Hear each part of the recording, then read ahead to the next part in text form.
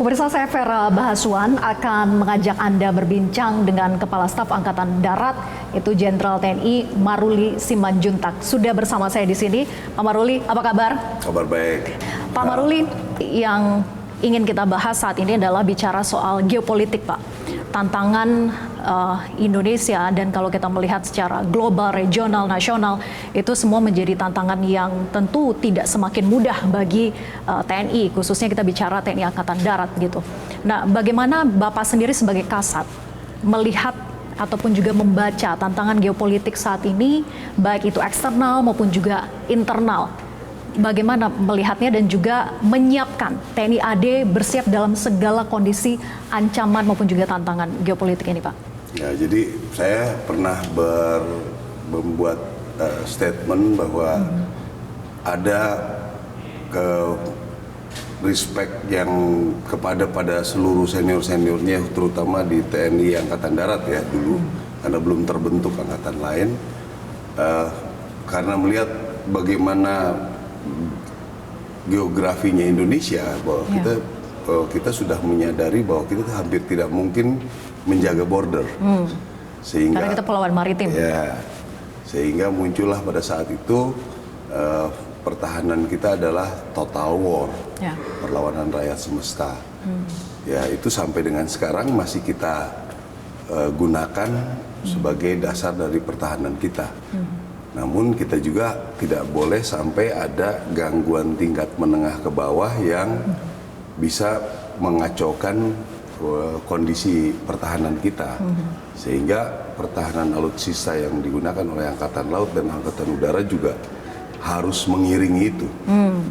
Nah, gimana konsep total war itu? Sinergi dari setiap matra gitu ya? Ya, seperti itulah. Tapi pada ujung-ujungnya nanti adalah pertempuran darat gitu. Nah, pertempuran darat itu kekuatan kami pun terbatas, sehingga kita harus membuat rencana perlawanan bersama masyarakat. Oke, terbatas ini dari segi sumber daya manusianya kah, atau dari segi alutsistanya? Dari sumber dari pembentukan tentaranya pun sekarang kita minim kan, sekitar 600-700 ribu tentara untuk menjaga kepulauan yang sedemikian besar. Sedangkan negara-negara besar itu bisa deploy sampai 1-2 juta orang untuk.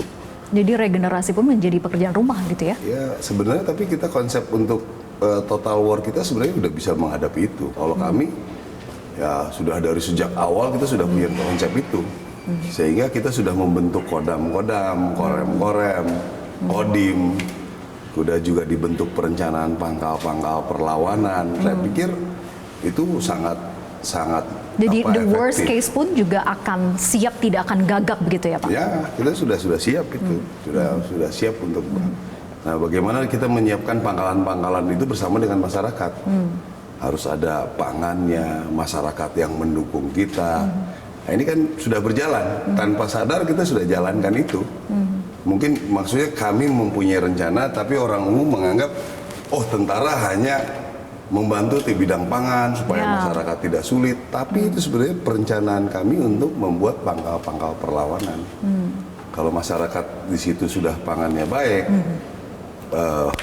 kehidupan kesehariannya sudah baik, kami nanti akan bisa berjuang bersama-sama masyarakat. Oke, tadi Pak Maruli katakan bahwa regenerasi prajurit itu memang masih menjadi pekerjaan rumah begitu ya, angkanya tidak terlalu besar.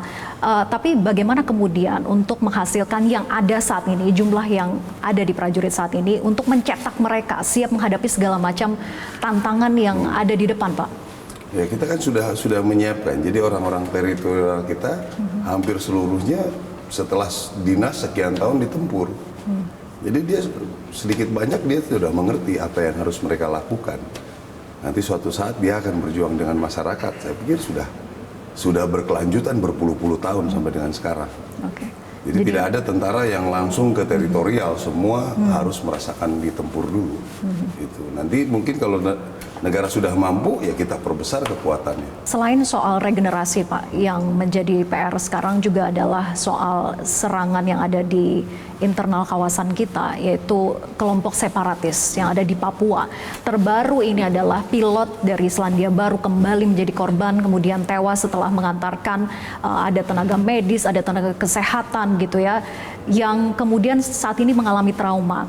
Padahal mereka diantarkan ke distrik Alama itu tujuannya untuk bisa mensetarakan dari sisi pendidikan dan juga kesehatan. Artinya ini menjadi terhambat gitu. Kenapa kemudian yang jadi pertanyaan masyarakat sekarang adalah mengapa seolah eksistensi dari kelompok separatis ini semakin brutal, sementara dari aparat kita seperti tidak bisa berbuat apa-apa, Pak? Ya, memang itu juga perbandingan jumlah kita dengan keluasannya daerah. Nah, sekarang saya tidak tahu nih evaluasinya bagaimana. Apakah pada saat mereka melakukan itu sudah berkoordinasi dengan kita? Mungkin. Kita mungkin ada koramil, tapi mungkin harus naik heli pindah ininya daerah. Karena banyak kawasan terpencil. Kawasan terpencil. Saya tidak tahu nanti evaluasinya bagaimana yang sekarang. Kita kan sambil berjalan ini sebenarnya secara keseluruhan kalau udah menghadapi separatis, pembelajaran untuk menghadapi separatis yang pernah mengalami kesuksesan itu Indonesia salah satunya, melawan gerilya dengan anti gerilya. Nah, memang muncullah kata-kata yang merebut hati rakyat, itu sebenarnya kunci utama. Nah, permasalahannya sekarang tentara seharusnya membantu pemerintah untuk mengamankan program-program pemerintah. Ya. Nah, sekarang program pemerintahnya apakah sudah ada? Termasuk soal kesetaraan pendidikan, tadi kesehatan, akses di distrik terpencil. Iya, itu semua. Jadi kalau sudah ada programnya, bersama-sama dengan kita mengerjakannya, ya itu mungkin cara terbaik. Tapi kembali yang saya bilang tadi bahwa operasional di sana bukan kewenangan saya, itu kewenangan dari Mabes TNI.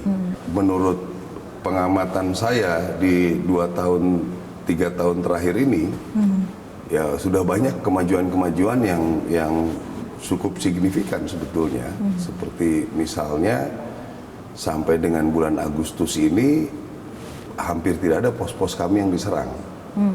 Sudah mulai melebar malah, dan kejadian-kejadiannya bukan justru di pegunungan. Di bawah-bawah sekarang gitu. Nah, ini nanti kita terus evaluasi lagi.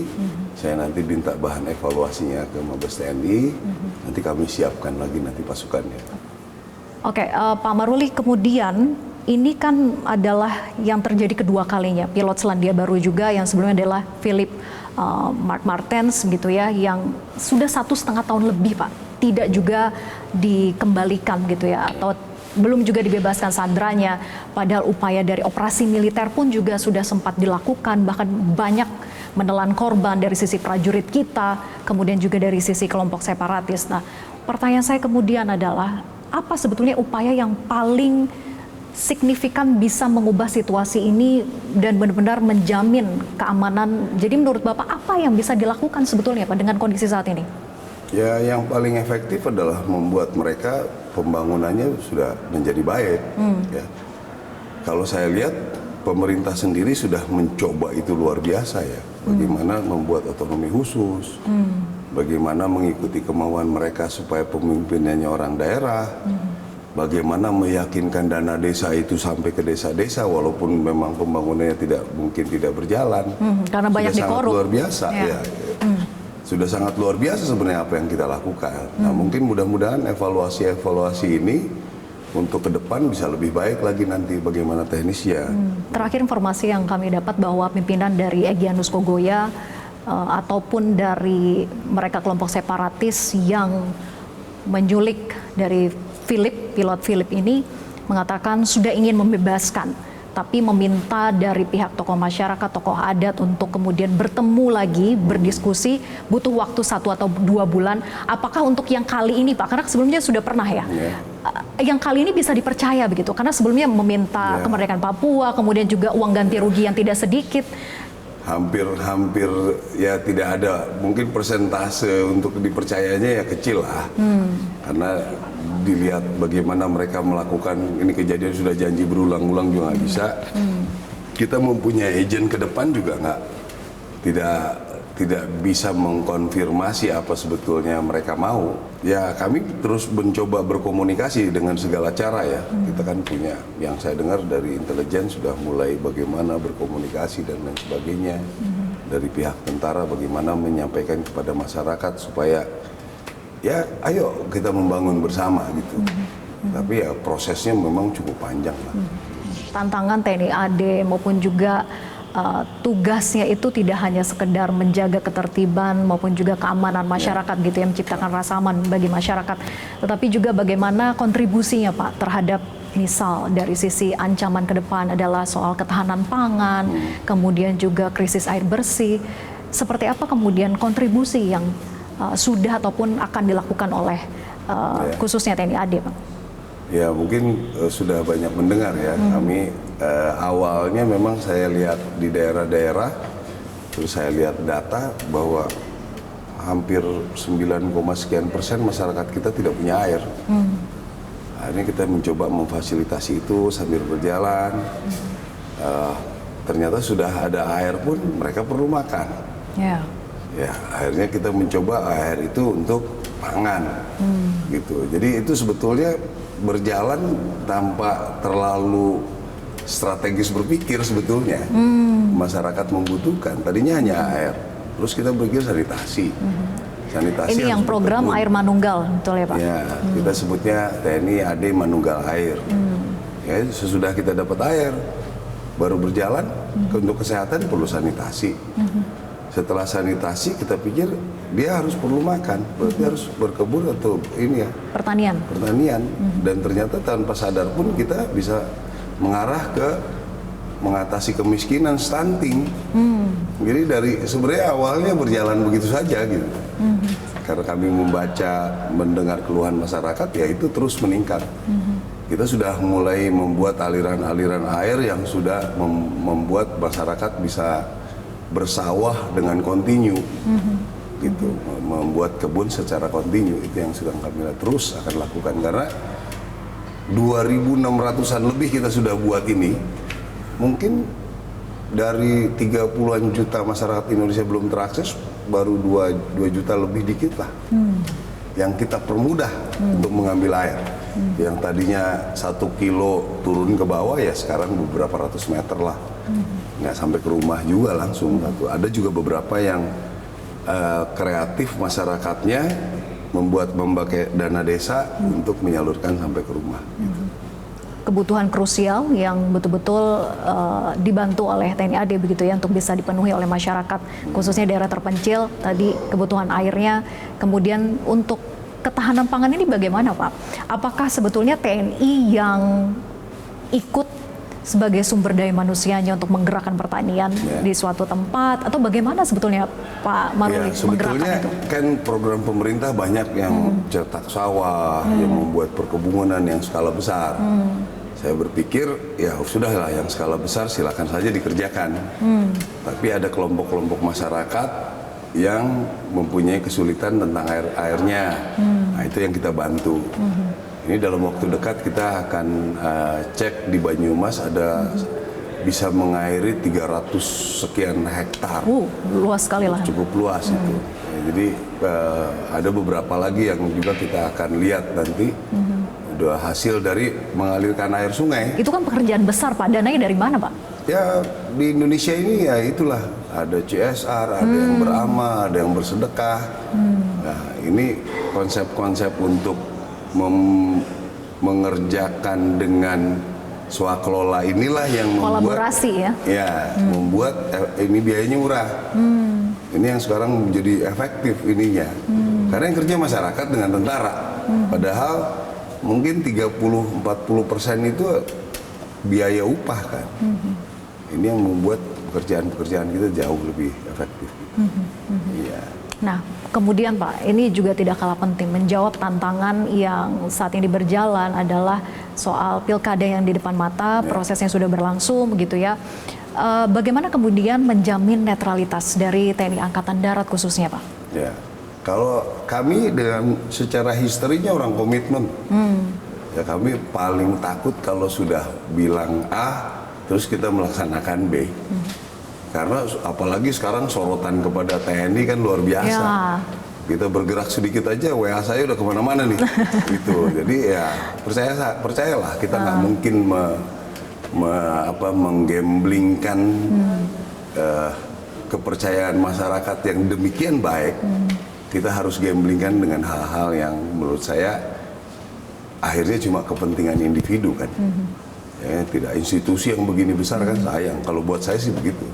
Dan saya yakin teman-teman juga begitu. Apa pesan kepada prajurit menghadapi pilkada ini selain soal netralitasnya, tapi juga soal bagaimana kemudian pilkada ini betul-betul bisa terjamin soal keamanannya Pak? Karena gesekan di pilkada itu lebih cenderung punya risiko lebih besar ketimbang dari pilpres gitu ya di daerah tertentu. Ya, yang pertama kita kan tidak pernah ada, mungkin sangat kecil bahkan tidak ada yang keterkaitannya dengan TNI Angkatan Darat khususnya yang sudah berjalan berkali-kali ini kan, berarti kita udah dianggap sudah bisa menempatkan diri lah. Dan di sini pun ya kami menyampaikan kepada anggota semua ya dukung yang garda terdepan kepolisian untuk bisa pengamanan ini bisa berjalan dengan baik. Tapi kalau saya lihat masyarakat sekarang sudah melakukan pemilihan sudah berulang-ulang. Mereka sudah jauh-jauh dari yang lalu-lalu lebih pintar. Jadi isu-isu yang beredar sekarang hampir kecil. Yang membuat kegelisahan SARA itu. Ya. Pilkada ini sebenarnya enggak. Terakhir Pak, gebrakan apa yang sebetulnya ingin Pak Kasat lakukan, Pak Maruli lakukan dengan peran Bapak, dengan jabatan Bapak sebagai Kasat ini, apa yang ingin dilakukan perubahan yang mungkin akan signifikan terhadap para prajurit mungkin dari sisi kesejahteraan atau apa yang ingin dibawa? Ya, sebenarnya saya kebetulan dengan teman-teman diskusi bahwa cara penggunaan uang kita coba dengan sistem swakelola. Jadi uang kita serahkan kepada anggota, dia mengerjakan sendiri, diawasi oleh inspektorat kita, sehingga uang itu akan beredar di daerah dan nilai uang untuk mengerjakannya jauh lebih rendah. Ini sudah kita kerjakan sekarang. Tahun ini kita bisa menyelesaikan 2.000 rumah rusak berat. Kita bisa kerjakan gitu. Itu untuk kesejahteraan, termasuk juga perlengkapan kita. Baru tahun inilah kita bisa pembagian lengkap seluruh prajurit dapat. Sepatu PDL, baju PDL, bisa lengkap. Ini sekarang, mudah-mudahan nanti kita bisa coba lagi hitung lagi supaya nanti PDH, PDL bisa pembagian tiap tahun gitu. Sehingga mereka tidak perlu lagi mikir gitu. Rumah ya 2.000. Kalau data kita rumah rusak berat itu sekitar 7.000. Mungkin ditambah dengan ya di kita rusak berat pun kadang-kadang ditempati. Kalau 2.000 1 tahun berarti 5 tahun mestinya ya cukup berpengaruh lah rumah-rumah. Dan rumah sekarang dulu tipenya kan 36, sekarang sudah 45. Di bidang latihan kami juga sedang menata lagi semua perlengkapan kita supaya disesuaikan dengan bagaimana nanti kita penugasan. Di tempat penugasan pun kita sudah mulai tata. Jadi penggunaan sebenarnya kita cukup terlambat lah, penggunaan drone, penggunaan alat-alat untuk malam. Penggunaan alat-alat untuk